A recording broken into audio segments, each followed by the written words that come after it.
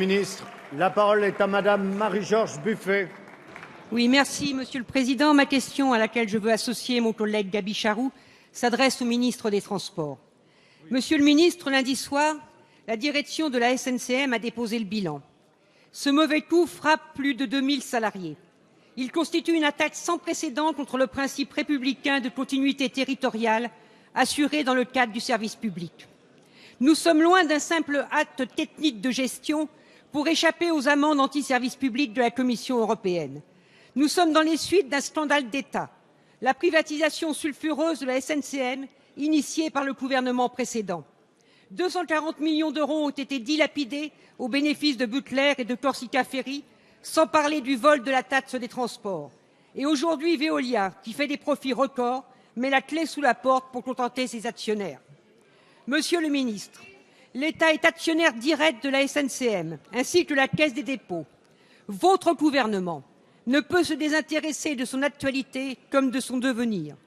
Des millions d'emplois sont en jeu, à Marseille et en Corse. Vous avez toutes les cartes en main.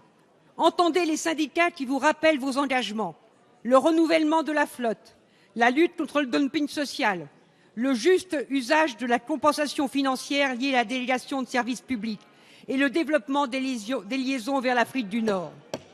La SNCM, qui a été mise volontairement en situation déficitaire, a les moyens humains, techniques et financiers pour sortir de cette impasse ultralibérale. Monsieur le ministre, quelles mesures allez-vous prendre pour empêcher une vente à la découpe de cette belle compagnie et préserver les emplois d'hommes et de femmes qui, depuis des années, défendent la qualité du service public et notre modèle social? Merci Madame. La parole est à Monsieur Alain Vidalies, secrétaire d'État chargé des Transports, de la mer et de la pêche. Merci Monsieur le Président, Madame la députée Marie-Georges Buffet. La situation financière, juridique et sociale de la SNCM est effectivement grave. La réalité financière, c'est une société en déficit chaque année depuis 10 ans. L'État a respecté ses engagements en versant pour la seule année 2014 30 millions d'euros de fonds publics conformément au protocole de sortie de crise signé à la fin du mois de juillet. La réalité financière, c'est aussi la condamnation au remboursement de 400 millions d'euros au titre des aides publiques reçues au moment de la privatisation ou de l'attribution de la délégation de services publics.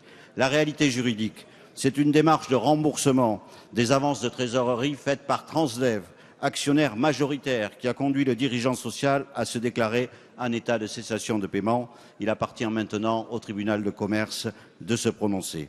Une éventuelle décision de mise en redressement judiciaire ouvrirait alors une possibilité de reprise de l'entreprise.